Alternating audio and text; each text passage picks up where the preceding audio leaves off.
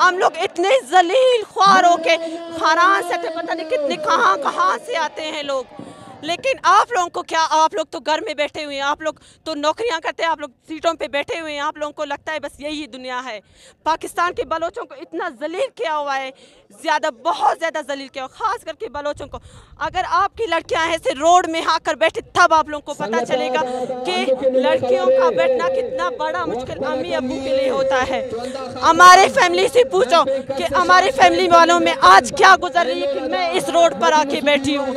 मेरे खानदान में ये क्या गुजर रही मेरे खानदान के ऊपर। हम इतने खानदान वाले हैं, लेकिन आज हमारे पाकिस्तान की हुकूमत ने ऐसे हालत लाए हैं कि हम इज्जतदार लड़कियां यहाँ पर रोड पे आके बैठी। अस्सलाम वालेकुम, मेरा नाम हाकिमीन है। मेरे भाई रहमुद्दीन को 26 अगस्त 2016 को हमारे घर से सिक्योरिटी फोर्सेस ने लापता किया था, जो कि हमारे घर के सरबराहान सिक्योरिटी फोर्सेस के पास गए थे। उन्होंने कहा था बाकायदा है इन्हें कुछ दिनों के अंदर अंदर बाजियाब किया जाएगा, मगर मेरे भाई को 8 साल हुए अभी तक बाजियाब नहीं किए। फिर हम कमीशन जज के पास गए थे, उसने भी 1.5 साल के अंदर अंदर मतलब कहा था कि इसे बाजियाब किया जाएगा। फिर कहा था कि 6 हफ्ते के अंदर अंदर इसे बिल्कुल लाना है। आप लोगों ने हमें कहा था कि आप लोग अपने घर जाओ, 6 हफ्ते के अंदर अंदर आपके भाई को आपके घर लाया जाएगा, मगर 6 हफ्ते तो दूर के बाद अभी 8 साल कंप्लीट हो रहे हैं, मेरे भाई को अभी तक नहीं लाए। हम लोग इस्लामाबाद गए हैं, क्वेटा आए हैं, कराची भी गए हैं, बहुत सारी जगह गए हैं,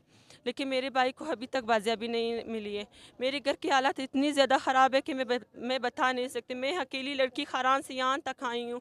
क्यों आई हूँ? क्योंकि मेरे घर की हालत बहुत ज़्यादा ख़राब। मेरे भाई को ले गए हैं, मेरे अबू का तबीयत ख़राब है, उसकी दिमागी हालत भी ठीक नहीं है। मैं तमाम अदारों से अपील करती हूँ कि मेरे भाई को बाजियाब किया जाए।